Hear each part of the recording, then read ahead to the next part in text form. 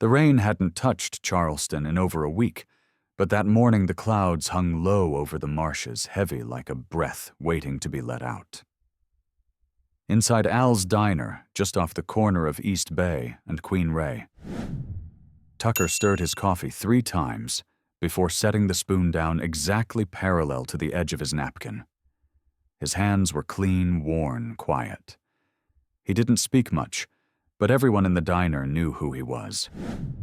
Not because he talked about his past, he never did, but because quiet men who show up every morning with a daughter like that tend to leave an impression. Maggie Tucker, 7, and spring-loaded with energy, was coloring on the placemat next to him. Her curls bounced every time she laughed to herself. Ray sipped his coffee slowly, watching the world outside the fogged window. He liked the quiet here. Predictable. Contained. The clang of plates, the low hum of conversation, and the occasional call of seagulls outside the harbor kept him grounded. "Hey, Ray," Trina said, as she walked by with a plate stacked high with waffles. "That kid of yours is working harder than the mayor's PR team." Ray looked down at Maggie's drawing. "She's designing the new Navy fleet. In crayon." Maggie didn't look up. "Dad, we need more colors. There's no sea glow blue in this set." Trina chuckled as she passed. "Get that girl an art sponsor." Ray smiled faintly, but the smile didn't reach his eyes. It hadn't in a long time. Behind him, the bell over the door jingled. Ray didn't turn. He had learned long ago that you see more when you wait. He caught the reflection in the chrome coffee machine. A woman, young, shoulders tight, with tension hair pulled into a messy bun, clothes wrinkled in a way that suggested exhaustion, not style. She hesitated just inside the door, like she was bracing for something.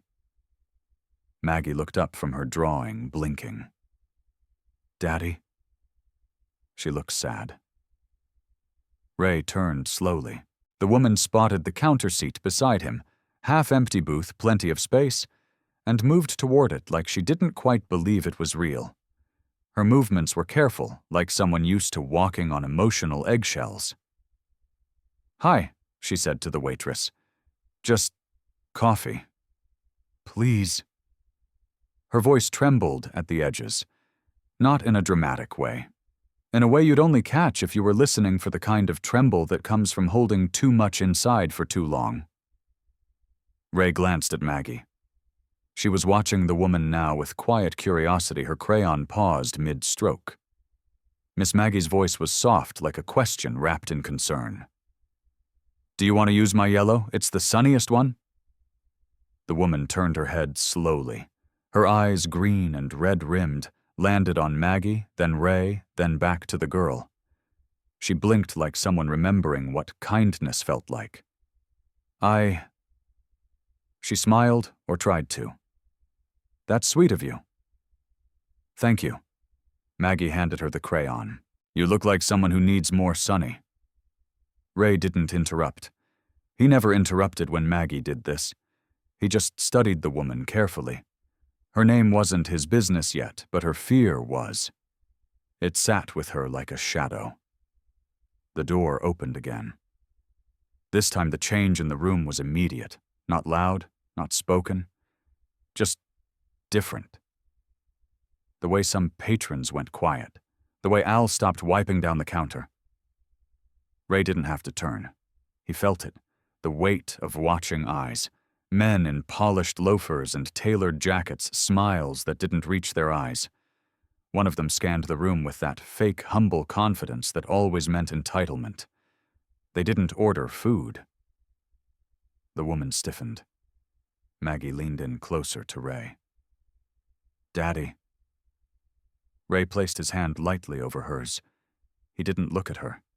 He didn't need to. The men made no scene. They just sat in a booth near the window, said a few quiet words, glanced over now and then. Enough to be noticed. Enough to make sure she noticed. Trina came back with coffee for the woman. Her jaw was tight. She said nothing, but she lingered a half-second longer than usual, placing the cup with just a bit more care. The woman's fingers trembled as she lifted the mug. "Trouble follows some people," she said quietly, not looking at anyone, "even when they don't invite it." Ray stirred his coffee again. Once. Twice. "You want someone to walk you out later?" She looked at him then. Really looked, and something flickered in her face. Disbelief, maybe. Or hope. Or maybe both. "I don't even know your name." He sipped his coffee. "You don't need to. Not for that." She studied him for a second longer, then exhaled through her nose.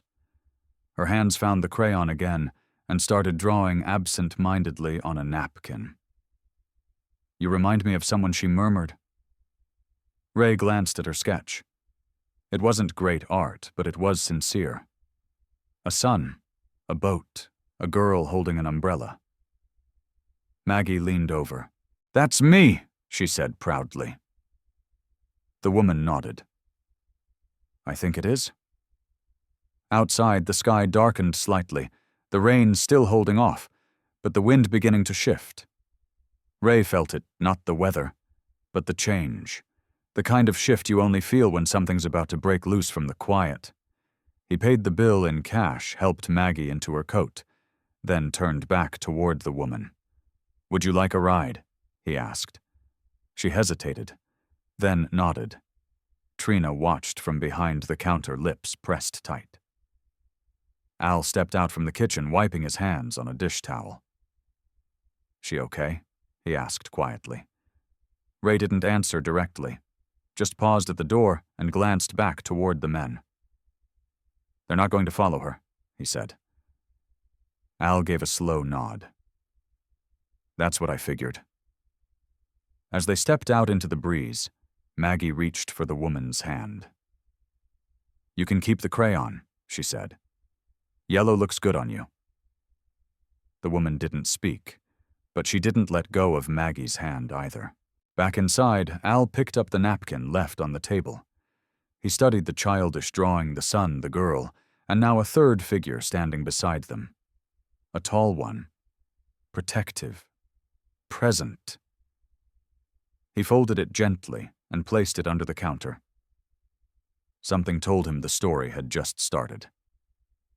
If you enjoyed this video, comment 1 to let me know, if not, comment 2. Your thought matter to me either way. The drive was quiet. Not the uncomfortable kind, just the kind that holds more than it says.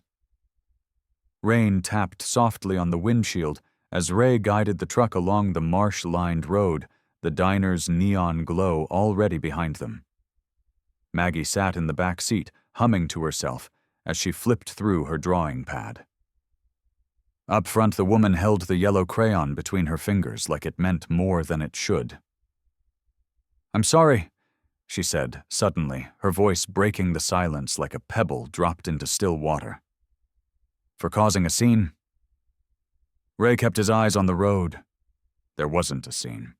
She exhaled through her nose, clearly not convinced. "They keep showing up. Different places. Different people. Always the same look in their eyes, like they're doing me a favor I never asked for." Ray didn't respond right away. The turn signal clicked gently as he pulled onto a side street lined with oak trees, heavy with Spanish moss. Charleston slept behind shuttered windows and porch swings, but even in sleep it listened. "You in some kind of trouble?" he asked finally. There was a pause, then a quiet, honest answer.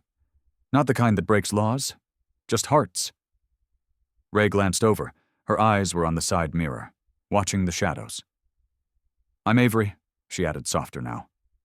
"Avery Lane?" He nodded once. "Ray," a small, sad smile tugged at her lips. "And your daughter, the one who lends sunshine to strangers, Maggie. She's remarkable." "She's everything," Ray said without hesitation. They pulled up to a small inn just past the Battery. Quiet, a bit old-fashioned, the kind of place where no one asked too many questions if you paid in cash. Avery's posture changed as they parked.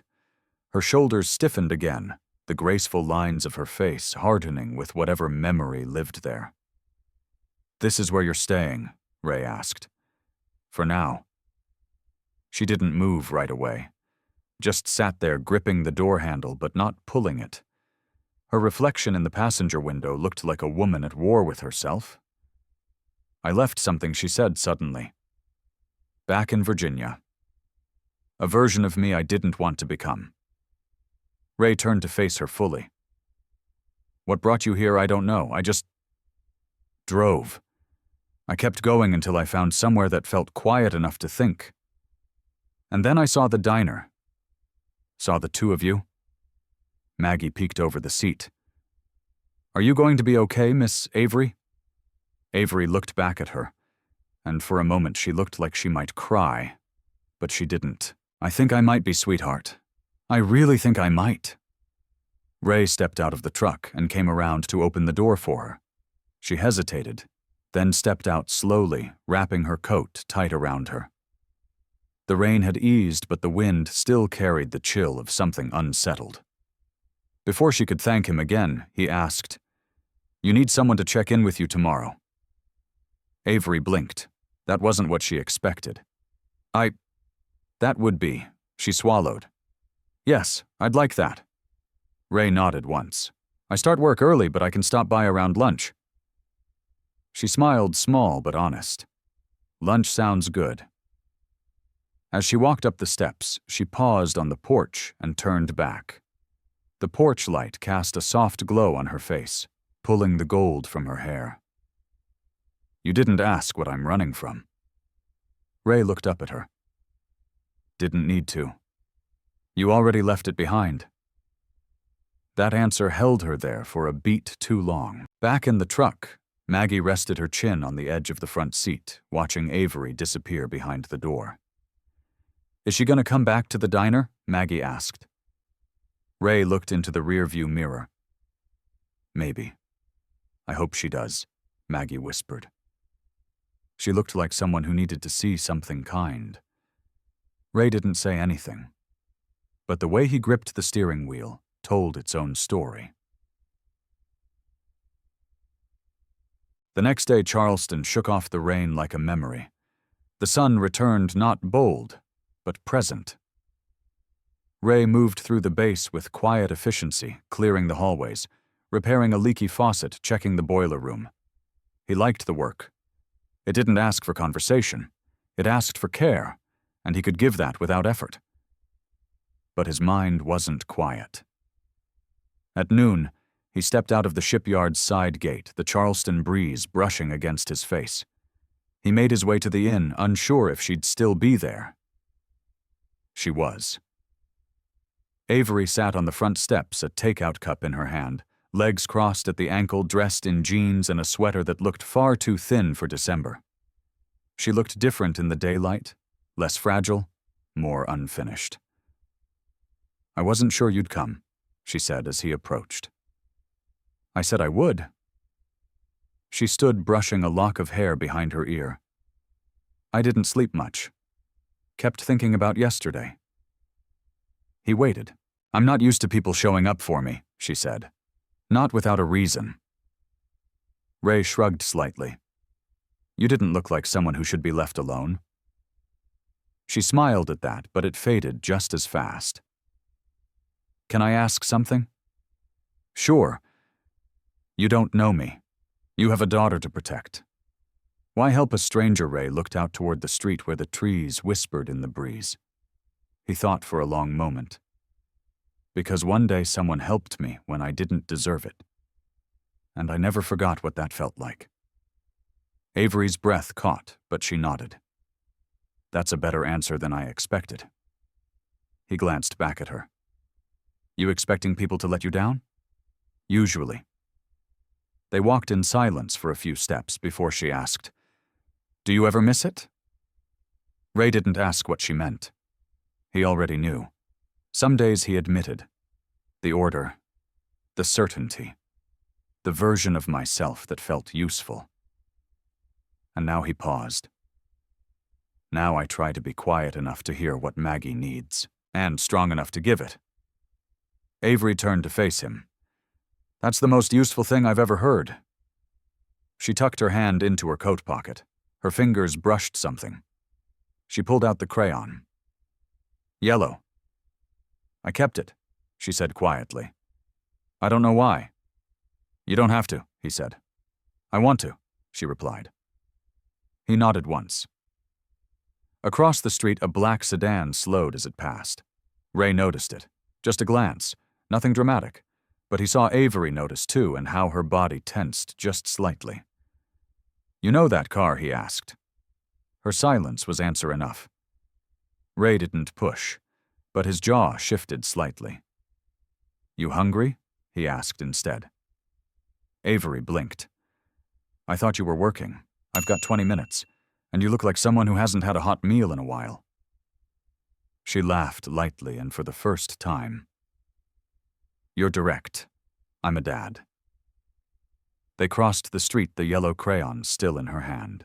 And from a window somewhere behind a tinted windshield, someone watched them go. The diner was quieter than usual. Afternoon light spilled through the windows, in thick golden shafts, catching the dust in the air and making everything feel like it was holding its breath. The regulars had cleared out. The lunch rush was done. Maggie sat at a booth near the front, focused on cutting shapes from an old cereal box. She called it upcycling something she'd picked up from her school's library corner. Her brows were furrowed in concentration tongue, poking out slightly as she cut a perfect triangle. Ray sat across from Avery, a cup of tea steaming between them. He watched her over the rim of his coffee, careful not to press too hard, but not letting go either.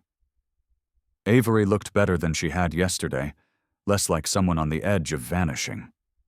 But the weight hadn't left her eyes.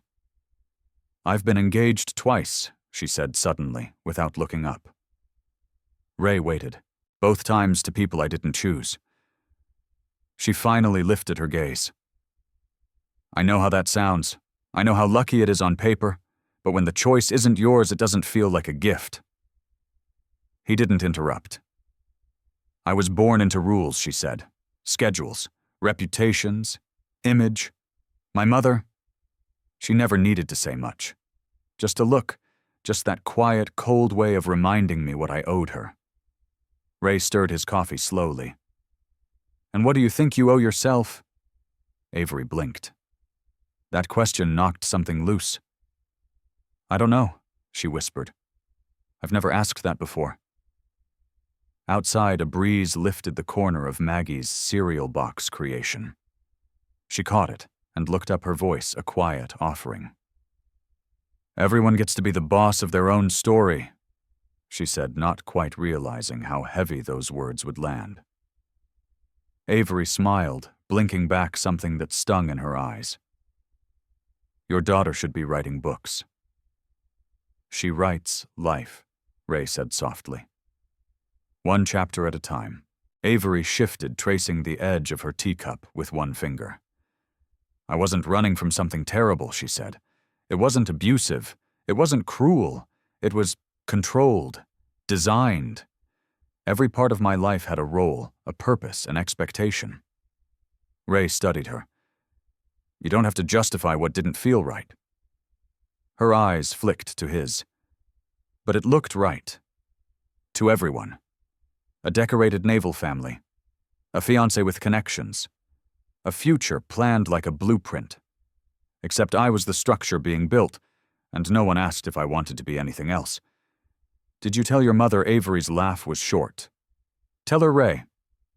Admiral Joanne Lane doesn't have conversations. She issues updates. There was a beat of silence. You don't like the word Admiral before her name, he observed. Avery exhaled slowly. Because it reminds me that I'm saluting a rank, not holding on to a mom. That hung in the air. Ray leaned back, letting the weight of her words settle. I served under leaders like her, he said finally. Brilliant minds, cold hands, people who knew how to win but forgot how to hold things gently. Exactly, Avery said, her voice cracking slightly. You get it, he nodded. Doesn't make them bad. Just unreachable. And I got tired of climbing.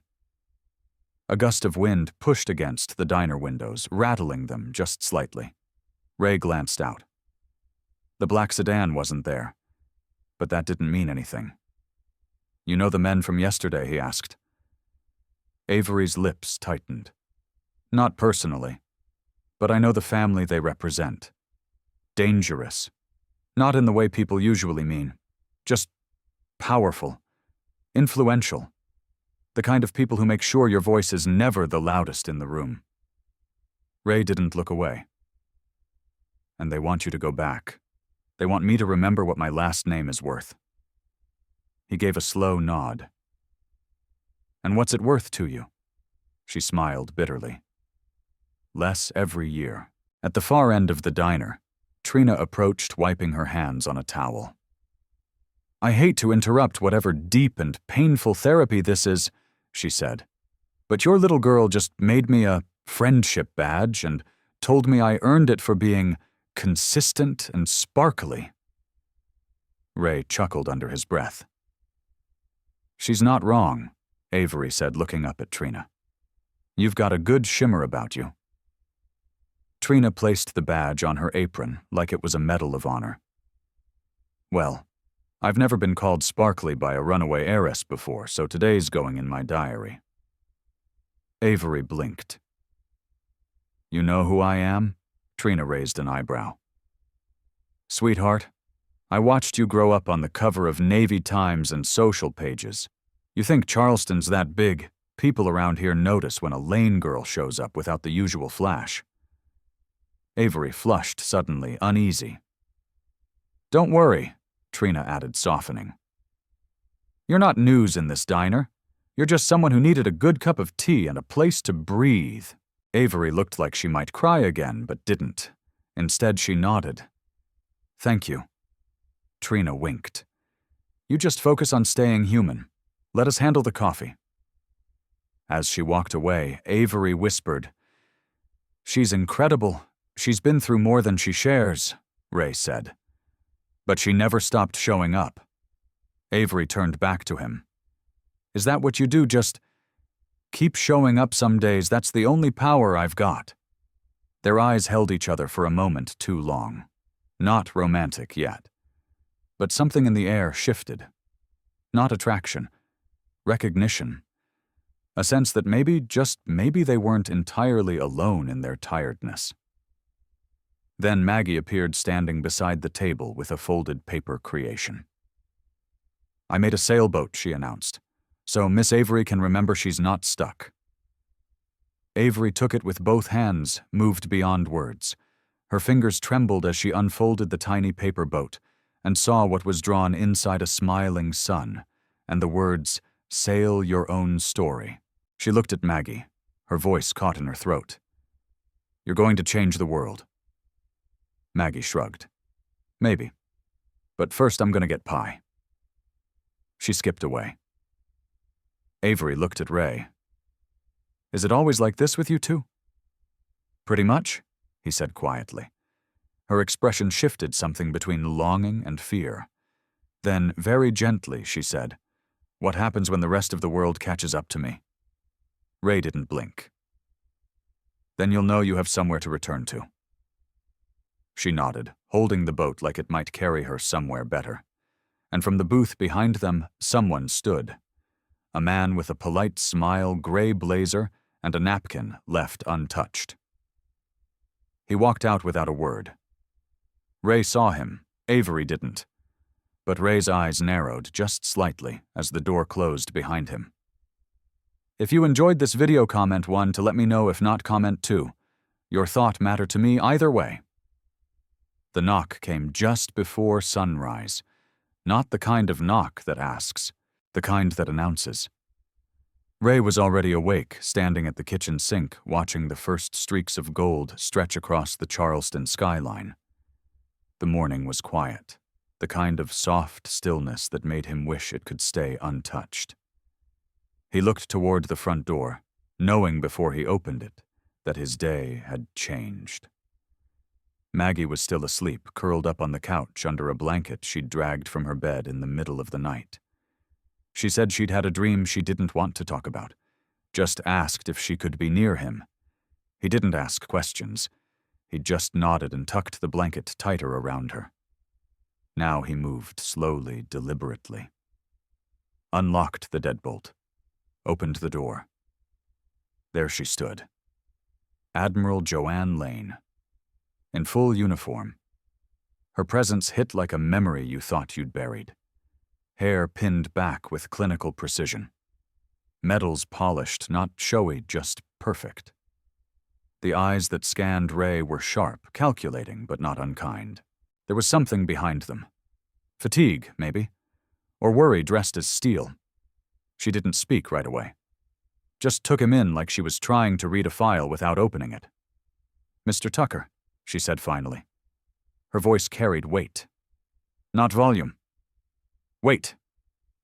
"Admiral?" He replied just as evenly. She looked past him into the house. "I trust my daughter is safe." He stepped slightly into her line of sight, not aggressively, just firmly.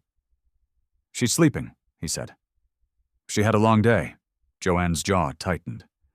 Ray watched her for a beat, then stepped aside. "You want to come in or stand out here like we're negotiating foreign policy?" She hesitated. "Just a second." Then she walked in. He closed the door behind her with a soft click. She scanned the small, tidy living room, not with judgment, just cataloging. Pictures on the mantel. A paper sailboat resting near a pile of crayons. A small pair of sneakers tucked neatly under a chair. Maggie stirred but didn't wake. Joanne's gaze lingered on her. "She looks like her mother." Ray didn't respond. Joanne turned back to him. "You've been spending time with Avery. She came to the diner. Looked like someone who needed space. I gave her that. Your intentions?" She asked, calm but firm. He raised an eyebrow. "She's an adult. Your daughter? Not your cadet?" Joanne didn't blink. She's also vulnerable, and still has the right to decide where she goes, who she sees, and when she's had enough of being managed. The silence that followed was tight. Joanne folded her arms. "You think I've managed her?" Ray's voice stayed level. "I think you're used to being listened to." That landed. He saw it, the shift in her expression. Just a flicker. "She's been through a lot," Joanne said. "I know, she's not stable. She's figuring it out, she's running." Ray nodded. "Maybe. But she's running toward something this time." "That's different." Joanne's shoulders squared. "I don't know you. I don't know what you want from her." Ray took a slow breath. "I want her to sit at a table and laugh again. I want her to drink coffee without looking over her shoulder. I want her to remember who she is without someone rewriting it for her." His voice softened. "I want her to see herself the way my daughter already does, strong, kind, brave." Joanne looked at him for a long time. Then her voice dropped a note, just enough to let the steel melt. "You speak like a man who's been hurt." Ray met her eyes. "We all have." Joanne looked away, something breaking in her posture. "She didn't tell me she was leaving. I woke up and she was gone. No note, no message, just silence." Ray studied her carefully. "That scared you?" "No," she said. "That wounded me." He nodded. "It should have." Joanne closed her eyes briefly. When she opened them, they were softer. Not warm, but less guarded. "She means everything to me," she said. "But I don't always know how to show that without taking control." Ray gestured gently toward Maggie. "Parenting's messy. It's not a chain of command. It's listening even when you don't like what you hear." Joanne followed his glance. "She was 7 when her mother died?" she asked. 5, Ray corrected. "Just turned 5. I'm sorry. Me too." Another long pause. The sun outside climbed a little higher. Joanne walked toward the table where Maggie's drawings were scattered. She picked one up, a sketch of 3 figures standing under a paper sun. A woman, a man, and a child. She's already included, Avery Joanne murmured. Ray didn't speak. She hasn't included me. Ray stepped beside her. Maybe because you haven't stepped in yet. Not really. Joanne placed the drawing down gently, almost like it was fragile. I didn't come here to pick a fight. I didn't take it that way. I came to see her. To make sure she's... all right. Ray nodded. She's more than all right. She's trying. Joanne looked at him. And you, why are you trying? He held her gaze steady as ever. Because I don't want to be the kind of man who only steps in when it's too late. Joanne's face finally cracked. Not entirely, but enough to reveal the woman behind the uniform. Tell her I came, she said quietly. Tell her I'll be back. Ray gave a slow nod. She walked to the door, paused with her hand on the knob, and turned back one last time. She's never had someone stay. Not really. Ray's voice was calm. That's about to change. And with that, the door opened, and Admiral Joanne Lane stepped out into the morning light. Ray turned back toward the living room, where Maggie now sat up, blinking sleep from her eyes. Was that a dream, she asked? Ray shook his head. Nope. That was a storm passing through. Maggie tilted her head. Do we still get rainbows after those? Ray crouched beside her, brushing a curl from her cheek. Only if you wait long enough. And outside, the light broke over Charleston like a promise. The day unfolded like it was holding its breath. Sunlight streamed in across the hardwood floor of the diner, warming the windows, painting golden patterns over the tables. Outside, Charleston bustled quietly, its usual rhythm returning after the storm of yesterday. Inside, things felt still, almost too still. Avery sat in the same booth as before, fingers circling the rim of her mug, untouched coffee cooling in front of her. She stared at the window, but her eyes weren't on the street. They were turned inward, stuck somewhere between regret and recognition.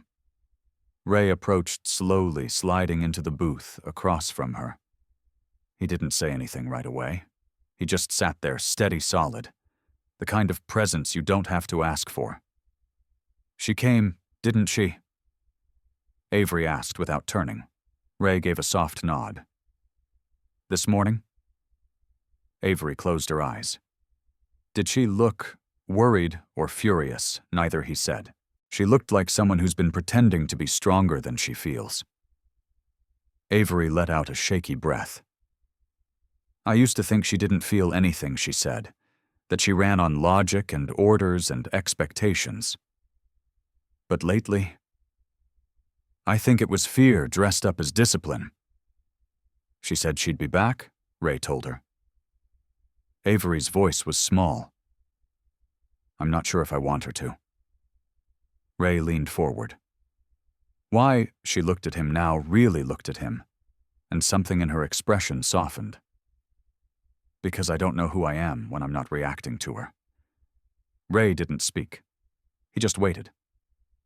And with you, she added quietly, I don't have to react. I can just be. Ray's eyes met hers, unflinching. Then that's exactly who you should stay as. The silence between them wasn't awkward. It was weighted, comfortable, the kind that filled a room without taking it over. Maggie burst through the kitchen door, then a piece of toast in one hand and a sticker-covered notebook in the other. Miss Avery, I made a new page for you. It's about second chances. She slid the notebook across the table, where Avery caught it just before it toppled her coffee. Inside was a colorful drawing of a butterfly with mismatched wings, flying above 2 stick figures standing on a hill. Avery smiled. This is beautiful. It's about when something is broken but still worth keeping, Maggie said, sitting beside Ray. Like when you rip your favorite dress, but Mom, she stopped, corrected herself. Dad fixes it with patches and it looks even better. Ray reached over and gave her hand a gentle squeeze. Avery's voice cracked. "You're wise beyond your years, Miss Maggie." Maggie shrugged. "I read a lot." Trina appeared with a tray, refilling cups and setting down a slice of pie. "On the house," she said, glancing at Avery. "You look like someone who's halfway through a hard choice." Avery blinked. That obvious Trina smirked. "You're wearing it in your shoulders." Avery pushed the coffee aside, took a bite of the pie, and closed her eyes. "Okay, this is the first thing in 3 days that tastes like something." Ray chuckled. A moment passed. Then Avery opened her eyes and looked straight at him. "I've been offered a way back." Ray's hand paused mid-lift with his coffee. "The men you saw, they work for someone who's still in my mother's orbit. A family with deep pockets and an image problem. They want to make it right." He set his cup down slowly. Right by whose definition, Avery laughed, but it sounded more tired than amused. Theirs, obviously. "What's the price?" "My silence, my return, and a partnership that looks like a marriage but feels more like a press release." Ray said nothing. "I could take it," she went on. "It's clean, secure, predictable." "You could," he agreed. "But then I think about Maggie's drawing. And I wonder if maybe I'm the dress with patches." Maggie nodded from beside him. "And patches are cooler. They tell stories." Avery looked between them. "Why are you both so good at this?" she whispered. At knowing the right thing to say, Ray shook his head. "We don't always. But we show up. That's what matters." The door to the diner opened just then. A familiar sound now. But this time the presence it brought was different. Joanne Lane entered not in uniform but in jeans, a navy sweater, and the smallest sign of humility around her eyes. She looked out of place in her own skin, as though she'd borrowed softness for the day.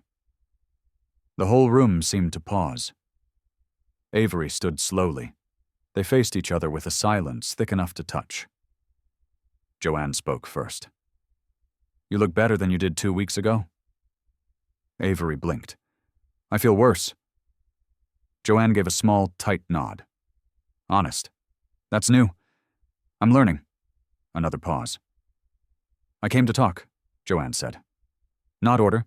Just talk." Avery hesitated, then gestured to the empty booth near the back. "Let's not ruin the pie." Joanne nodded and followed her. Ray watched them go. Maggie leaned into him, whispering. "Do you think she's going to yell?" "No," Ray said softly. "Not this time." Avery sat across from her mother, fingers laced tightly together. "I'm not going back," she said before Joanne could begin. "I figured. I'm not marrying for politics or image or to make someone feel like they own me. I'm glad." Avery blinked. "What?" Joanne took a breath. "I've had some time to think about the difference between loyalty and love. I've been loyal to the legacy, but I haven't loved you well." Avery's eyes shone, but she held herself together. "I don't need apologies, Mom." Joanne reached across the table. "Then let me earn it. Let me try something new. Let me show up." Avery stared at her hand. After a long pause, she placed hers on top. "Okay," she whispered. From across the room, Ray didn't smile. He just breathed a little deeper. Because sometimes the hardest battles weren't about war or power. They were about being willing to listen after years of silence, and choosing to stay after everything said you could leave. The wind that afternoon carried salt from the harbor, and the kind of chill that clung to your collarbones. Ray stood at the back of the diner, near the small outdoor garden Trina had planted behind the kitchen. Rows of rosemary and thyme grew in crooked lines beside a weathered wooden bench. Maggie was nearby feeding crackers to a pair of squirrels she'd named Pickle and Buttons. Ray heard the door creak behind him before she even stepped out. "I thought you might have left," he said without turning. Avery came to stand beside him, arms folded tight, not from cold, but from something else. Something tangled. She asked me to come home. Ray nodded. I figured she would. She didn't use the word should. That's new. He looked over. How'd that feel? Avery exhaled slow and shallow, like she's learning how to speak a language I didn't think she had in her. Ray didn't answer. Not right away. She meant it. Avery said softer now, but I could still see it in her eyes. The worry, the hope that I'd say yes, that I'd go back and make everything easy again. Ray glanced down at his hands, rough from years of labor and loss. And will you? Avery turned to face him fully. Do you want me to? He met her gaze, steady. That's not my answer to give. She smiled, but it didn't last. I wasn't asking for permission, Ray. I was asking for truth. He held her eyes and the quiet stretched. No, he said finally. I don't want you to go. Avery's breath caught. I don't want you to leave because I've watched you take your first real breath since walking into that diner, and I've watched my daughter look at you like she's just discovered a new color. She swallowed. Hard. I feel like a puzzle piece that finally stopped trying to force itself into the wrong picture, she whispered. Ray looked back out at the garden. Then stop running. Stay. Avery sat on the bench, her fingers fidgeting with the edge of her sweater sleeve. Even if staying means disappointing everyone who thought they knew who I was supposed to be, Ray lowered himself beside her, the wood creaking beneath his weight. Let them be disappointed. Let them grieve the version of you they created. But don't you dare grieve it too. She turned toward him, eyes wide and glassy. Ray! His name in her voice sounded like the beginning of something. He didn't move. Just let her sit in it, feel it, decide what to do with it. She looked away before her feelings spilled out, wiping beneath one eye with the heel of her hand. I'm tired of pretending. Then don't. I'm scared that if I stay, I'll break something. Ray shook his head. You're not here to break anything. You're here to build. Behind them, Maggie shouted, Pickle just tried to sit on my foot. The moment broke with laughter, soft and welcome. Avery turned to watch the little girl chase 2 squirrels around the garden arms, flailing heart full.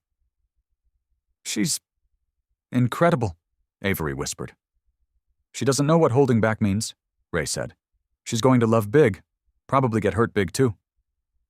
Ray nodded. Probably. But she'll keep loving anyway. Avery looked at him again. That sounds like someone else I'm getting to know. Ray raised an eyebrow.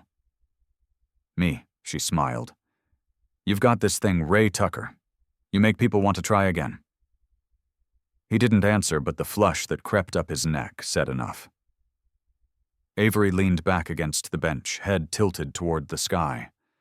The clouds were thin today, streaks of white, pulled across soft blue like brush strokes on canvas. I don't know what happens next, she admitted. Ray watched the wind play with her hair. Most people don't, but you get to decide what now looks like. She tilted her head toward him. And if now looks like a broken woman sitting beside a man who's trying to carry the weight of 2 lives, then it sounds like you're exactly where you belong. For a moment, nothing moved. The garden, the air, the space between them, it all held still. Then Avery shifted slightly, letting her shoulder touch his. Not completely, not boldly, just enough to say, I'm still here. Maggie ran over, cheeks flushed. Miss Avery Pickle just chased buttons and I think they're in love. Avery laughed. That's a bold conclusion, Mag. Sometimes you just know, she said seriously. You look at someone and you just know they're your forever person. Ray cleared his throat and looked away. Avery gave him a sly glance. Out of the mouths of babes, huh? She's got a gift for timing, he murmured. Maggie plopped down in Avery's lap without asking, arms wrapping around her waist. "Are you staying for dinner?" she asked. Avery looked up at Ray. "Am I?" He gave a slow nod. "Hope you like grilled cheese and tomato soup. We're fancy like that." Avery grinned. "Sounds perfect." Maggie beamed. "I'll set the table." She dashed back inside, leaving the door swinging behind her. Avery stood brushing her palms on her jeans, then looked down at Ray. "Do you believe in second lives?" she asked. "I believe in first ones we weren't ready for," he said. She nodded, once reached out, and slipped her hand into his. It wasn't a confession. Not yet. But it was a beginning. A quiet one. Stronger than promises. They walked back inside together, trailing the scent of rosemary and new hope behind them. It was the kind of evening that wrapped around you, slow, quiet light spilling across the kitchen, the smell of grilled cheese clinging to the air, and Maggie's humming filling the space between silences. Avery stood by the sink, drying plates, watching Ray move around the stove like he'd done it 1,000 times. He was methodical, not rushed. Everything in its place. Calm. Steady. Like a man who'd made peace with chaos. "I could get used to this," she said softly. Ray glanced over his shoulder, one brow raised. "Washing dishes?" "No," she smiled. "The sound of it, the simplicity, the way your house feels like it's exhaled." He handed her another plate. Their fingers brushed. For a second, it stayed there. That moment. That pause where neither one moved, where the air pulled tight and slow around them like something had shifted, even if neither wanted to name it out loud. Ray looked down first, quieting whatever sat behind his eyes. "It's not always peaceful," he said. "Sometimes the water heater goes out. Maggie has nightmares. I forget to pay the light bill. It's not magic here." Avery dried the plate anyway. "Maybe not. But it's honest." Ray leaned on the counter, arms crossed. "You want honest?" She nodded. "I haven't let someone into this kitchen, into this life, in 5 years. Not since her." Avery's still dish towel clenched a little too tight. "Ray, you don't have to. I do," he interrupted gently. "Because you're here, and I need you to know what that means." She watched him carefully. "I don't need saving, Avery. I've already been broken, glued back together, and found ways to laugh again. But this," he gestured between them, "this scares me more than losing everything ever did." Avery's breath caught in her throat. "I'm not here to replace anyone," she said. "I know. I'm not here to fix you. I don't want fixing." She stepped closer, voice barely above a whisper. "Then what do you want?" Ray's eyes didn't flinch. "Time." She tilted her head. "Time to learn who you really are without all the people telling you who to be. To watch you fall in love with your own story first before anyone else writes it in for you." She blinked hard, suddenly, too full of something to speak. Before she could answer, Maggie burst in from the living room holding a small plastic trophy from her bookshelf. "Miss Avery," she shouted, "I decided you get the Bravest Woman in the House award." Avery knelt down, smiling through tears. "Wow. That's a serious honor. It's for people who stay even when they're scared," Maggie said, matter-of-factly. "You stayed, so you win." Avery hugged her tightly, laughing against her shoulder. "You're going to be trouble when you grow up, you know that I already am." Maggie grinned. Ray watched them heart-aching in ways he hadn't prepared for. Avery fit not like a replacement, but like a new page in a book that had been waiting for the next chapter. Later, after Maggie was tucked into bed, Story read Nightlight on Door Cracked, just so Avery stood out on the back steps, arms wrapped around herself. The air was cooling, fast sky inked with stars. Ray joined her without a word. They stood in silence, shoulders barely touching. "She asked me if I'm moving in," Avery said after a while. Ray looked over. You tell her no, I told her I didn't know yet. He nodded slow. That's fair, but part of me wants to say yes, she added quickly, eyes still fixed on the stars. Even if I don't have a plan, even if I'm still a mess. Ray's voice was low. I'd rather have the truth in pieces than a lie dressed up in control. She turned toward him. Why are you like this? Like what, patient? Grounded. Gentle even when you have every reason not to be. Ray hesitated, then looked at her with a quiet weight. Because once you've been lost, you learn how to recognize someone else trying to find their way. Avery stepped closer, her voice trembling. I don't know what this is between us. You don't have to name it yet. But it's something, isn't it? Ray nodded once. Yeah, it is. They stood there close, but not yet touching, like two halves of a sentence, waiting for the right punctuation. The moon above cast a soft glow on her face, and Ray saw something in her, then something steady beginning to form beneath the cracks. Then the sound of tires on gravel broke the moment.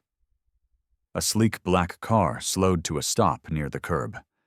Ray instinctively stepped forward, placing himself just slightly in front of Avery, even though no threat came from the car itself. He knew the make. Government issue. Clean. Discreet. The window rolled down. Joanne Lane. She didn't get out, just nodded at her daughter. I won't stay, she said. I just wanted you to know the house is still there, if you ever want it. Avery didn't speak. She just watched her mother's eyes. I'm proud of you, Joanne added, voice barely audible. Then she drove off into the night. Avery stood still for a long moment. Ray stayed close but gave her space. She didn't wait for an answer, Avery said softly. No, Ray replied. She didn't need one. Avery exhaled, finally stepping back inside the warmth of the house. Ray followed, pausing once to look at the stars again. Somewhere between goodbye and beginning, something had shifted. And he was certain of one thing. She wasn't running anymore. The next morning, the diner buzzed with its usual morning shuffle, clinking mugs, sizzling bacon, and the low murmur of conversations weaving in and out like old jazz. But at the far corner booth beneath the humming ceiling fan sat a kind of quiet that didn't belong to the chaos. Avery was sketching on a napkin. Not for anyone. Not for a purpose. Just sketching. Lines flowed from the pen like her breath had finally found a rhythm again. The curves weren't perfect. Some of the shading was off. But it felt real. Alive. And maybe for the first time in years that was enough. Ray stood behind the counter wiping his hands on a rag, eyes flicking toward her every so often, subtle but not hidden. He liked seeing her like that. Present. Not calculating or recoiling. Just still. Trina leaned on the counter beside him. That the same napkin she's been scribbling on since sunrise. Looks like it. You know what that means, right? Ray shot her a sideways glance. I'm about to find out, I assume. She's unpacking, Trina, whispered, her tone teasing but warm. Not clothes, heart stuff. That napkin's her suitcase. Ray looked back at Avery. Her brow furrowed slightly as she redrew a small figure, a little girl with wild curls standing in front of a lighthouse. You think she'll stay? He asked. Trina smiled. I think she's already half-rooted. Just then, the bell above the door jingled. And everything shifted. Jasper Carrington walked in, hair too perfect, shoes too polished for a morning in Charleston. His suit was casual rich, the kind that whispered influence without saying a word. His smile was charming. And empty. Ray tensed. Avery looked up the second she heard the name leave Trina's lips, soft, almost breathless. Jasper. He walked toward her booth like he'd walked through 1,000 rooms meant to bend around him. Aves, he said, voice smooth as silk. You look grounded. It suits you. Ray stepped out from behind the counter, not rushing, not looming, just present. Avery stood slowly. Her napkin sketch fluttered to the table, forgotten. "What are you doing here?" she asked. Jasper slid into the booth without waiting for permission. "Your mother asked me to reach out." Avery stiffened. "She sent you. She said you'd listen to me more than her." Ray's eyes narrowed. Trina disappeared into the kitchen, giving space, but keeping ears open. "I'm not interested in anything tied to that world anymore," Avery said, her voice sharper than usual. Jasper leaned forward, elbows on the table, hands clasped. "You were never meant to live a small life, Avery. You're bigger than this town, bigger than this diner." Her smile was thin. "You mean I'm too polished to belong to people who make their own coffee?" "That's not what It's exactly what you meant." Jasper's charm cracked for a second. "You disappeared. No goodbye. No closure. You left everything we built behind." "We didn't build anything," she said, voice low. "You held the blueprint. I just stood where you pointed." Ray stepped closer. Still didn't speak. Jasper noticed. "Ah," he said, gaze sliding toward Ray. "So this is what Charleston has offered you." "A new fixer-upper." Ray met his eyes, calm and unmoved. "Coffee's free if you're staying, but the condescension costs extra." Jasper blinked. Avery couldn't help it. She smiled just a little. "I didn't come to fight, Jasper," said, standing now. "I came to remind you that the world you left still wants you. You still have a seat at the table." Avery stepped in front of him, her voice steady. "Then let someone else sit in it. I've got a new table now." He studied her like he couldn't quite believe this version of her was real. "I'll let your mother know," he said finally. Then turned and walked out the door chime, trailing him like a ghost of something long dead. Silence held for a moment. Then Ray picked up the napkin sketch and handed it to her. "You dropped this." She looked at it, at the little girl and the lighthouse. Her hand trembled just a bit. "Are you okay?" Ray asked gently.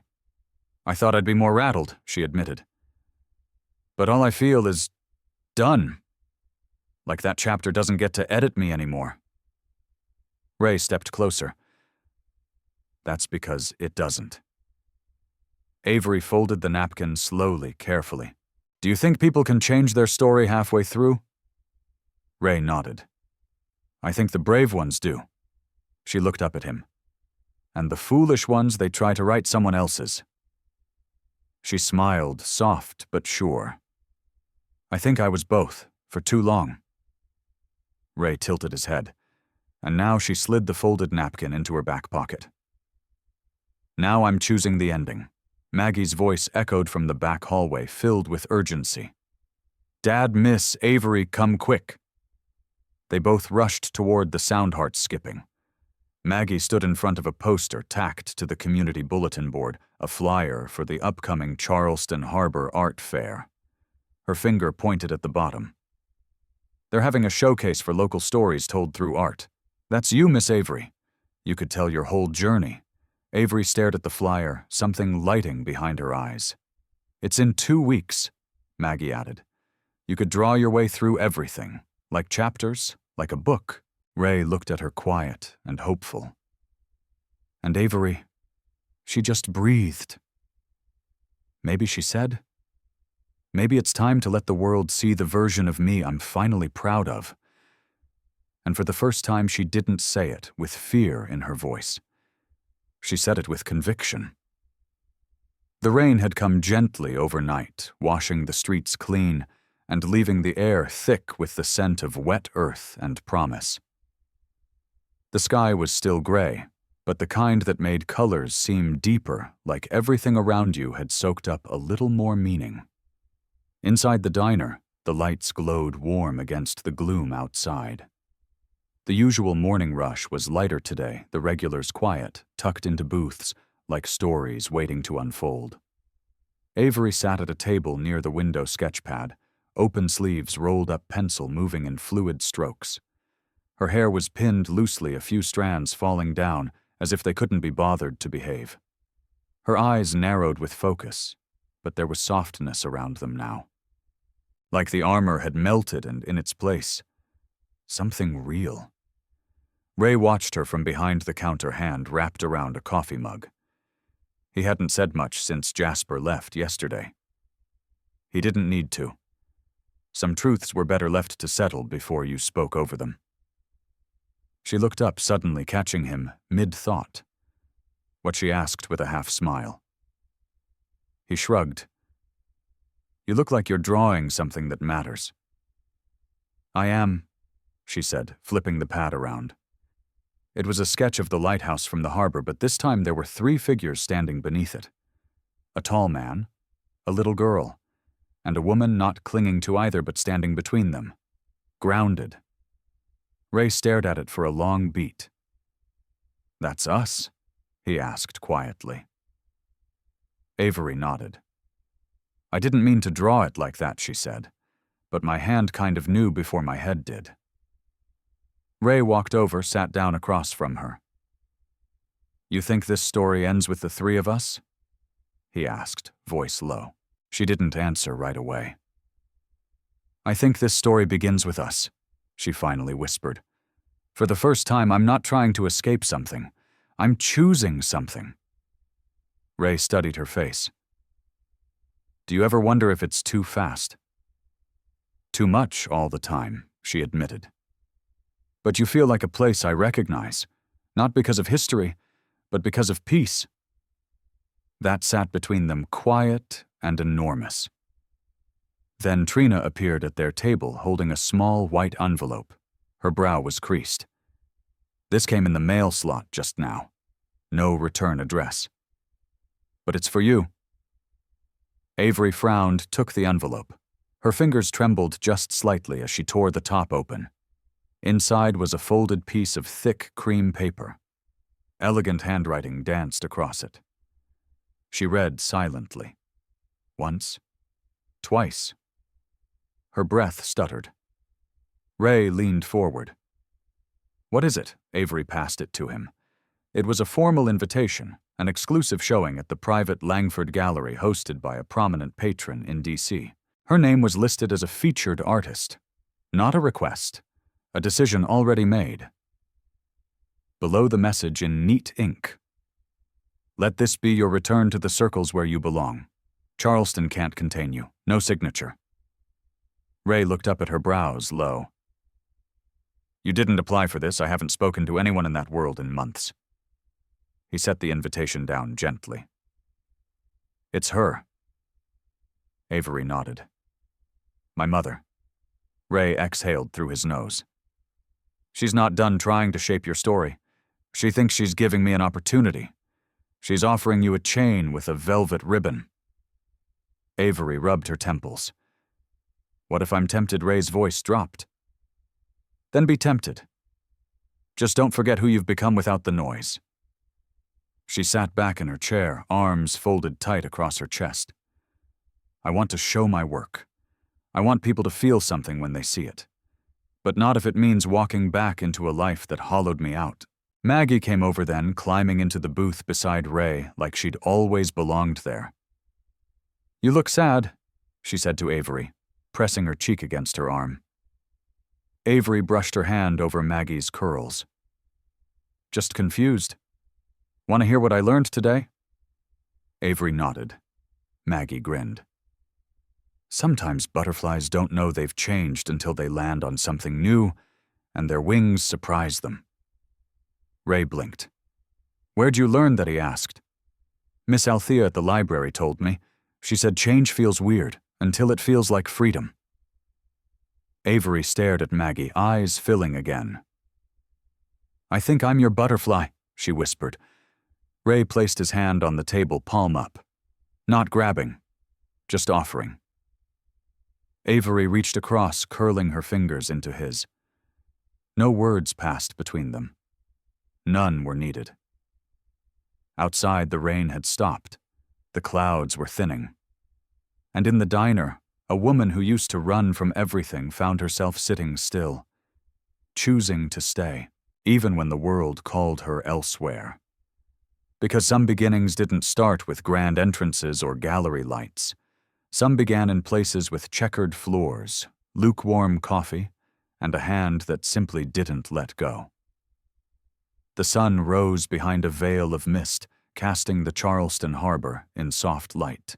The morning air carried that in-between scent salt from the sea, and jasmine from the gardens waking slowly around town. Ray stood outside the diner, sipping coffee from his battered thermos, watching the sky warm inch by inch. Inside, Avery was already sketching. The table near the window had unofficially become hers, a makeshift studio of napkins, pencils, and half-drunk mugs of coffee. Ray watched through the glass as she hunched over a fresh sheet of paper, completely lost in thought. She hadn't said much since the invitation arrived. She hadn't said no either. The door creaked as Ray stepped inside. She looked up briefly, offered him a tired smile, then turned back to her drawing. "What are you working on?" he asked, sliding into the seat across from her. She didn't look up. "It's supposed to be the final piece for the showcase."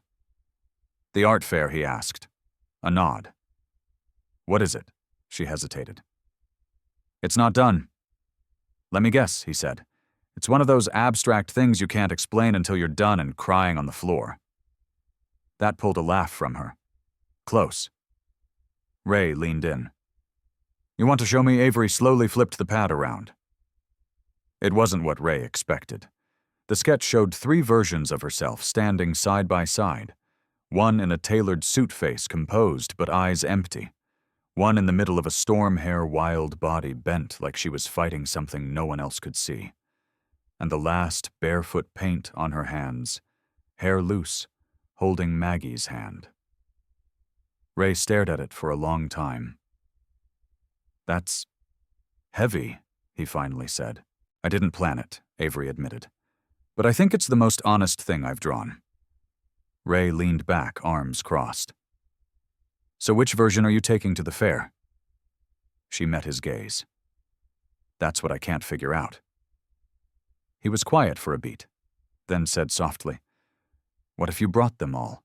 She blinked. "I mean it," he said. "You've earned every version of yourself, even the ones you're not proud of." "I don't want to give my mother more proof that I belong back in her world," Avery whispered. "She'll see the first figure and think I miss it." Ray reached across the table, gently tapping the last version. "Then make sure this one's in the center." Avery smiled. "You always know how to ground me." "Years of janitor therapy," he said with a grin.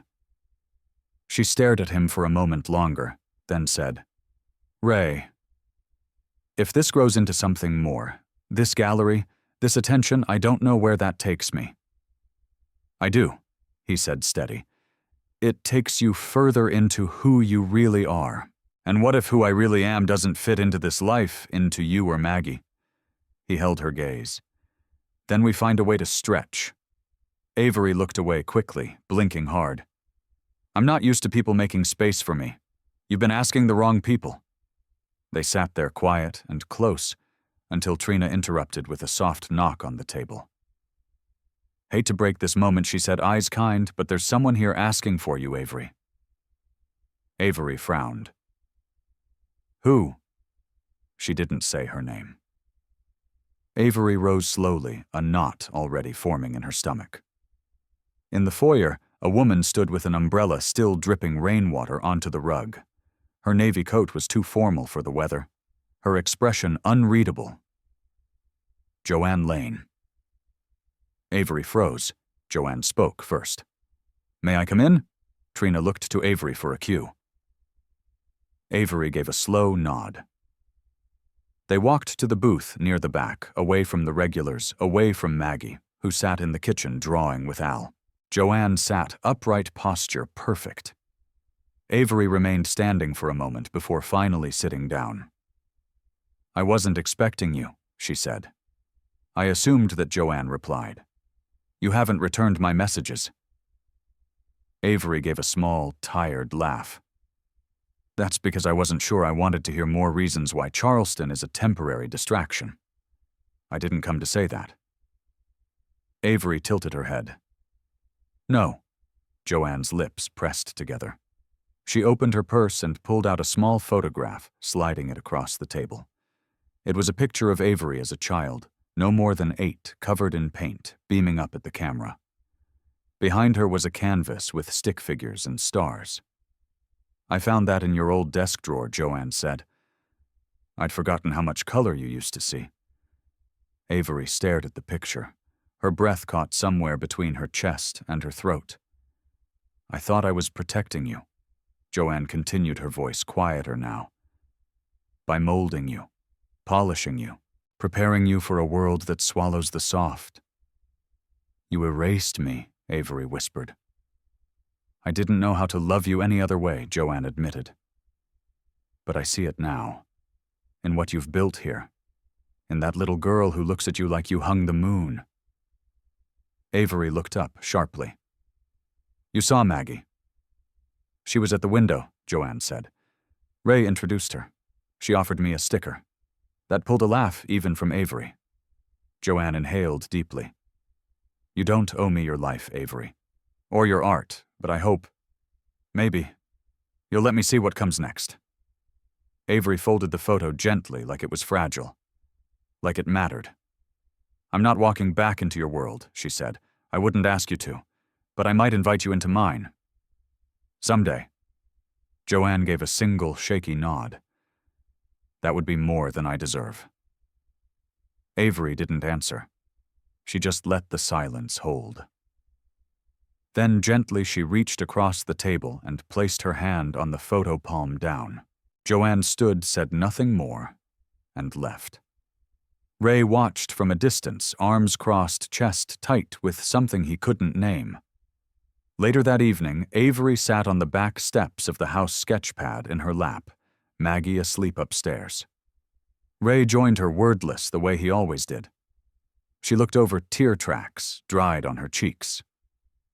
I think I forgave her, she whispered. Not fully, not forever, but enough to breathe again. Ray nodded. That's enough for tonight. And they sat in the dark together, not planning, not rushing. Just there, with quiet, with truth, with the stillness before the turning point. The sky was the color of steel wool, low and heavy with the promise of a storm. The harbor wind had picked up, tossing waves against the docks in restless rhythm. Charleston didn't usually feel so tense, but something in the air had shifted. Inside the community center, preparations for the art fair were in full swing. Avery stood in front of her display booth, the final piece still covered with a white cloth. Her fingers fidgeted with the corner of the fabric as she adjusted and readjusted the placement of smaller sketches around it, each one a step in her journey. Each one a truth she hadn't dared to share before. Ray was close by helping hang the last frame, making sure everything stayed level. Maggie had a clipboard in hand, checking boxes like she ran the entire operation. You okay, Ray? Asked softly, not looking at her, just handing her the roll of tape. Avery forced a smile. Just a little exposed. You've done harder things, he said. Sure, but I haven't done this. I've never stood still long enough to let people really see me. Ray finished straightening the final sketch, then looked at her fully. They're not just going to see you, Avery. They're going to feel you. Before she could reply, Trina hurried in from the lobby. Her expression was tight breath, slightly winded. Aves, she said, trying to keep her voice low. You've got company. Avery's eyes widened. Who? Trina stepped aside just enough for Avery to peek past her shoulder. Standing near the main entrance, flanked by 2 naval officers in dress blues, was Admiral Joanne Lane. And beside her, Jasper. Avery's stomach dropped. Did they RSVP? She whispered to Trina. They didn't have to. Her name alone got them past every list. Ray stepped beside her. You want me to ask them to leave? Avery shook her head. No. Let's see what they're here for. She stepped forward slowly, the crowd parting like instinct around her. Joanne spotted her daughter and gave a small nod. Not commanding, not cold, something softer. Avery, she said, voice level. Admiral Lane Avery replied, matching tone for tone. I came to see what you've built. I won't stay long. Jasper stepped forward. It's impressive. I didn't realize you were capable of something so personal. Avery's eyes narrowed. And yet here you are, still surprised that I exist beyond your expectations. I meant it as a compliment. It landed as a reminder. Jasper fell quiet. Joanne stepped closer, removing her white gloves slowly, deliberately. I didn't come here to offer critique or sway you toward anything. I came because I finally realized something. All those years I tried to turn you into a version of me, and still you became someone stronger. Avery blinked, startled by the admission. I can't erase what I did, Joanne continued, but I can show up. And I can stay if you'll let me. Ray was standing just a few feet behind Avery, now silent but sturdy. Avery turned slowly to face her mother. You can stay, but not as an admiral, not as someone checking to see if I'm worth it. Then how as my mother? Just that. Joanne hesitated for a breath. I think I'd like that. Avery nodded once. Jasper, still watching, leaned in. This doesn't have to be the end of your story in DC, Avery. One call and we can make this art tour go national. Avery looked at him, long and steady. You still think I want a spotlight. But I'm not chasing light anymore, Jasper. I've learned to build it. She turned and walked away before he could respond. Back at her booth, she paused before unveiling the final piece. Her hands trembled. Ray stepped beside her. You already know, she whispered. But I'm doing it anyway. Together they lifted the cloth. Gasps echoed around them. The final piece showed Avery's childhood home, not perfect, not grand, just real. In the doorway stood a girl holding a paintbrush, and behind her faint but present were shadows of every version Avery had ever been. Some joyful, some shattered, all of them whole in their own way. Avery didn't say a word. She didn't need to. The crowd moved through the gallery slowly, reverently. Some wiped tears. Others stood in thoughtful silence. And from across the room, Joanne watched her daughter with eyes that had never looked so human. Later, as the evening light faded, Avery found Ray leaning against the side of the building, looking out toward the harbor. She stepped into the quiet next to him. Was it too much? She asked. He shook his head. It was exactly enough. She looked at him, then at the horizon. I feel like something just ended, she whispered. Ray turned to her, voice low, or something just finally began. The warm glow of string lights wrapped the courtyard behind the community center, casting gentle halos over mismatched tables and folding chairs. The art fair had ended, but no one wanted to go home. Just yet. Laughter drifted through the night air, mingling with the scent of peach cobbler and spiced cider. Somewhere a speaker played an old Otis Redding tune, and people swayed without meaning to. Avery stood near the edge of it all, barefoot in the grass, holding a paper plate with a half-eaten slice of pie. Her hair was undone, falling over her shoulders like it had stopped worrying about the world altogether. There was a contentment in her she hadn't worn in years, quiet, lived-in steady. Ray watched her from a few steps away, arms folded loosely across his chest. Maggie was dancing with Trina, twirling under the lights, laughter ringing like wind chimes. The whole night had the feel of something timeless, like it belonged to memory before it had even ended. Avery caught Ray's eye and nodded toward a quieter corner near the old oak tree. He followed. They sat side by side on a worn wooden bench, close, but not touching. A comfortable silence stretched between them, full of everything that didn't need to be said. After a moment, Avery broke it. Today was the first time I didn't second-guess every step I took. Ray turned to her. Because you owned everyone. She looked down at her hands, then back at him. You were right. About bringing all the versions of me. I kept trying to edit my story before it was finished. And now I think, maybe the messy parts are what make it worth telling. He smiled, small and warm. You've always been worth telling. They sat there for another beat, the music low and sweet in the background. Fireflies blinked around them slow and gentle, like they were in on the moment. I've been thinking, Avery said quietly, about Maggie. Ray's expression softened. Yeah, I don't want to overstep. I know I haven't earned anything permanent. But the way she's opened up to me, I want to be steady for her. I want to stay. Ray didn't respond right away. Instead, he reached into his jacket pocket and pulled out something small and square, wrapped in a piece of old cloth. Avery looked at it, puzzled. What's that? He handed it to her. She unwrapped it slowly, revealing a simple hand-carved wooden keychain in the shape of a lighthouse. On the back, burned into the wood, were 3 initials, M.R.A. Avery's breath caught. Ray's voice was low. She made it last week. Said it's just in case Miss Avery forgets that she belongs here now. Avery traced her finger over the initials. Her throat tightened. I don't know what to say. You don't have to say anything. She looked up at him, eyes shining. This means more than any gallery, any review, anything I thought I wanted. Ray nodded. Then don't run from it. She didn't. Instead, she leaned into his side, resting her head on his shoulder.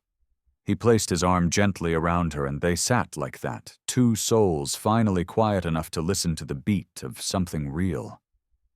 After a while, Maggie came skipping over, cheeks flushed and eyes bright. I saved you both some cobbler, she announced, holding out 2 small paper bowls like a proud waitress. Avery laughed, wiping her eyes quickly. You are officially my favorite person in the world. Ray grinned. Seconded. Maggie climbed onto the bench beside them, 1 on each side, and for a while they sat in a bubble of light and laughter. No titles, no expectations, just 3 people choosing each other again and again. As the evening wound down, and guests began to leave, Joanne approached from the far end of the courtyard. She stopped a few feet away, waiting for acknowledgement. Avery nodded. Joanne stepped closer, holding something in her hand, a framed copy of the childhood photo she'd shown Avery the day before. I thought maybe you'd want this, she said. Avery took it gently. Thank you. Joanne looked at Maggie. You're a remarkable little girl. Maggie beamed. I get that a lot. Avery smiled. We're lucky she lets us tag along. Joanne met Avery's eyes. I won't push, but I'll keep showing up. If that's all right?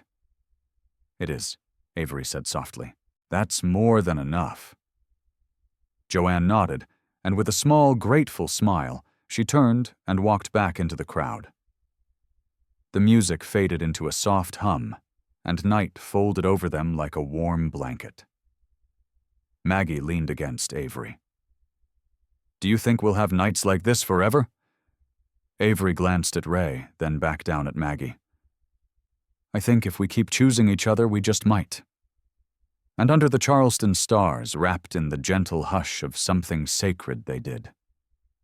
The morning sun filtered through the gauzy curtains, painting long stripes of gold across the kitchen floor.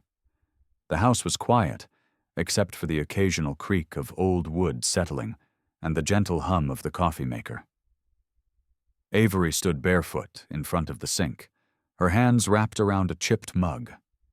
She stared out the window toward the little backyard garden Ray had started with Maggie, a patchwork of tomatoes, basil, and sunflowers. It was still early, but the air already carried the warmth of summer on its breath. Behind her, footsteps padded softly. You're up early, Ray said, voice rough with sleep. Avery smiled without turning. Habit.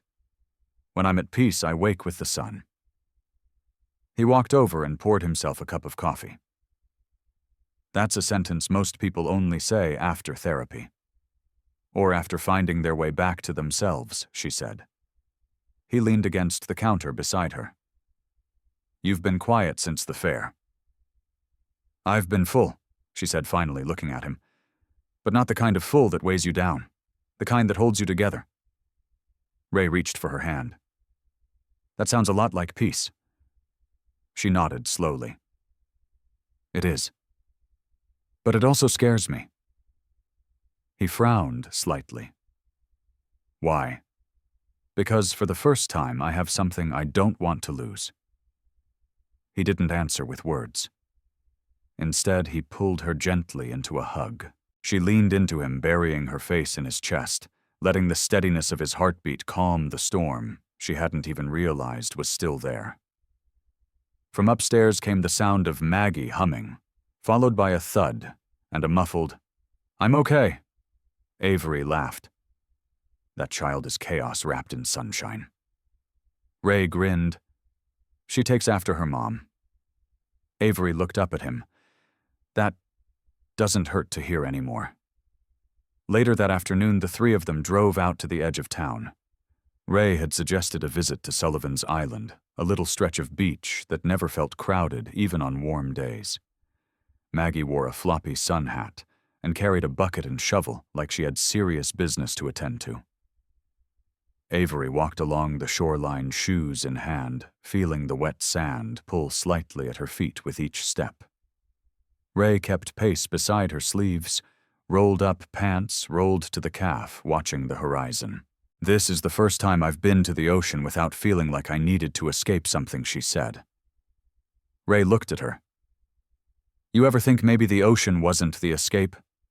Maybe it was the mirror. Avery glanced at him.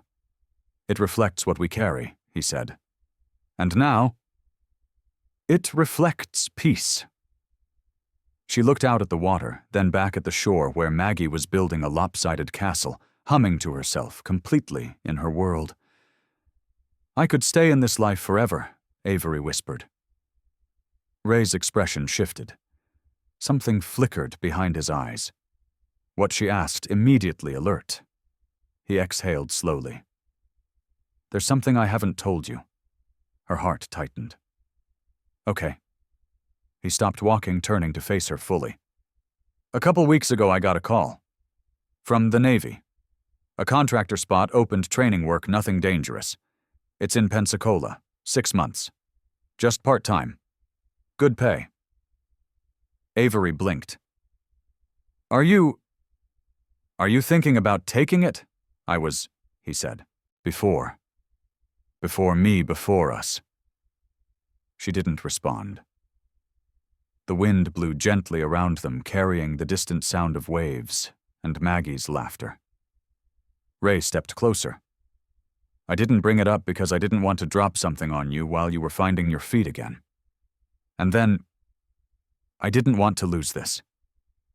Avery looked down at the sand. Do you want to go? He hesitated. I miss the work, but I don't want to trade the stillness we've built. She swallowed hard. So what are you saying? I'm saying if I go, it's only with your blessing. And only if we can stay us. If you'll wait. Avery's voice cracked. Ray, I've waited my whole life to feel this grounded. I don't want distance again. Not even for a little while. He nodded. Then I'll stay. She stepped forward and placed her hand against his chest. But I also don't want to be the reason you stop growing. Ray looked into her eyes, steady. You're not the reason I'd stop. You're the reason I started. Avery's throat tightened, and she leaned in, forehead resting against his. They stood there, breath-mingling hearts beating in rhythm, until a tiny voice yelled from behind them, Y'all gonna kiss or what? They both turned to see Maggie grinning, hands on her hips, castle forgotten. Ray laughed. Avery rolled her eyes, cheeks flushed. You little eavesdropper, I wasn't eavesdropping. I was watching. Big difference. They all laughed, and in that laughter was a thread of everything they'd been through. The heartbreak, the healing, the unspoken promises that tomorrow could be better. As the sun dipped lower and the sky turned the color of honey and rose petals, they walked back toward the car. 3 shadows stretching long across the sand. Not just a man, a woman, and a child, but a family. Becoming. A late summer rain tapped gently against the windows, the kind that came without warning and left the streets glistening like glass. Inside the house, the air was filled with quiet, the kind of quiet that wasn't empty but full, like the calm after a long-held breath. Avery sat at the kitchen table staring at a stack of envelopes. Some were gallery invitations. One was from a small publishing house, asking if she'd consider adapting her story into a visual memoir. Another was from an arts foundation in Asheville, offering a month-long residency in the Blue Ridge Mountains. She hadn't opened any of them yet. Her sketchpad sat unopened beside her coffee mug, untouched for the first time in weeks. Ray walked in, drying his hands on a towel. "You've been staring at those for a while." "They're options," she said quietly. "Good ones." She nodded. "But I'm scared if I say yes to one of them, something else disappears." Ray pulled out a chair and sat beside her. "Like what?" She paused. "This." He was quiet for a moment. "Avery, nothing you do will make this vanish." She looked at him, eyes searching. "Are you sure?" "Absolutely." She still didn't move. Ray reached over and gently rested his hand over hers. "You're not trapped anymore, Ave. You don't have to choose between yourself and the people who love you." Her fingers tightened around his. The front door creaked open, and Maggie burst into the room soaked to the knees and beaming. "Trina let me jump in every puddle on the way home." Trina followed behind, holding a dripping umbrella and shaking her head. In my defense, she bribed me with a crayon portrait and 3 jelly beans. Ray chuckled and tossed Maggie a towel. "Dry off before you ruin the floors we never finished refinishing." As Maggie and Trina disappeared down the hallway in a giggling blur, Avery stood and moved to the window. Rain trickled down the glass in slow trails, the world outside muted and soft. "I think I'm realizing something," she said. Ray tilted his head. "What's that? For so long I thought standing still meant I'd be stuck. But maybe it just means being present." He walked up behind her, wrapping his arms around her waist. "And what do you want to be present for?" She leaned back into him. All of it. The art, the quiet mornings, the chaos, the tiny moments that don't make headlines but make a life. He kissed the top of her head. "Then that's what we build." That night, after Maggie had gone to bed and the rain had stopped, Avery found herself back at the table, a new sheet of paper before her. But instead of drawing, she wrote. The words came slowly at first, then faster. Not a memoir, not a script. Just a letter. To herself. A letter that said you made it. You didn't run this time. You stayed. She folded it and slipped it into the back of her sketchbook. Ray joined her not long after, carrying 2 cups of herbal tea. Midnight creativity. Something like that. They sipped in silence until Avery set her cup down. "I think I'm ready," she said. "For what?" "For all of it. The show in Asheville, the gallery invites, letting people see me beyond Charleston." Ray didn't blink. "Then you'll go and come back." He nodded. Every time. She reached for his hand again. "I don't want to do it alone." "You won't." Outside, the sky began to clear, revealing stars, faint and flickering. They stood together at the back door, watching the mist rise from the pavement, the garden glistening under the moonlight. Maggie's voice drifted down the stairs. "Avery." She turned. Yeah, baby, I left a surprise in your sketchbook. Avery exchanged a glance with Ray, then moved quickly to open it. Inside, tucked between 2 pages, was a folded piece of paper with crooked handwriting and a hand-drawn heart. Inside it read, "You make our house feel like home." She stared at it, breath-catching. Ray looked over her shoulder. She's not wrong. Avery pressed the note to her chest. She didn't need to wonder anymore if she belonged. She did, not because she earned it, not because she performed for it, but because they chose her, and she chose them. Every day, every version of herself. The rain had passed, and something beautiful had stayed.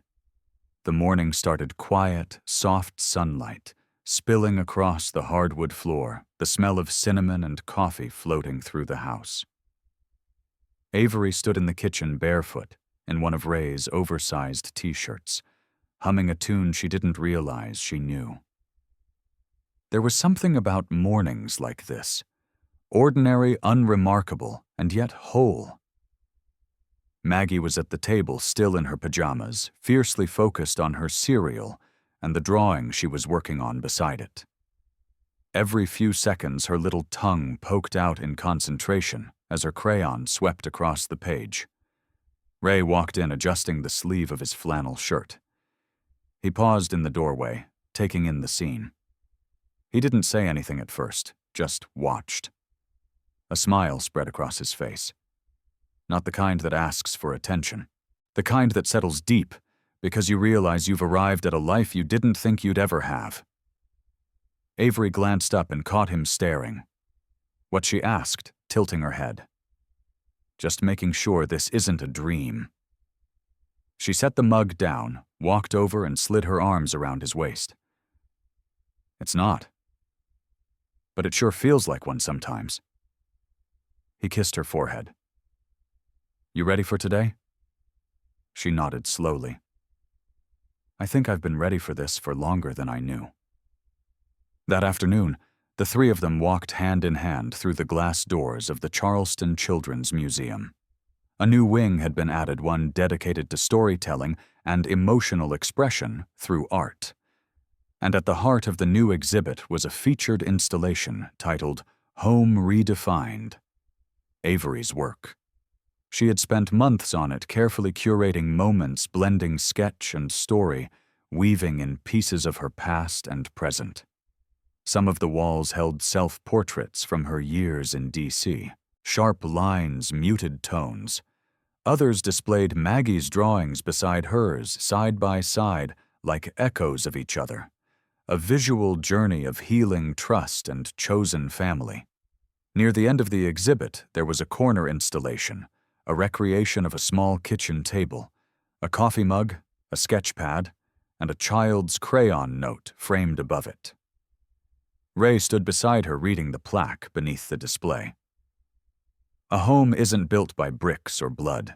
It's built in breakfasts and bedtime stories, in the people who stay even when you feel unlovable. This table is where I stopped running and started belonging. A.L. She's going to change people, Ray whispered. Avery looked at him. She already has. Maggie tugged on Avery's hand. There's a woman crying over there. Should we give her a tissue or a cookie? Avery followed Maggie's gaze and saw a woman, older, maybe in her 60s, dabbing at her eyes with a napkin. She was standing in front of one of the sketches that showed Avery's younger self, curled on a park bench notebook, in hand, all alone in the crowd. I think maybe she just needed to see something true, Avery said softly. They stayed at the museum until dusk, answering questions, sharing stories. Joanne showed up an hour before, close-dressed in a simple blouse and slacks, not a single piece of uniform in sight. She walked the exhibit alone, reading every word, taking in every image. Later, she found Avery in the reflection garden, a quiet space designed for visitors to write anonymous letters.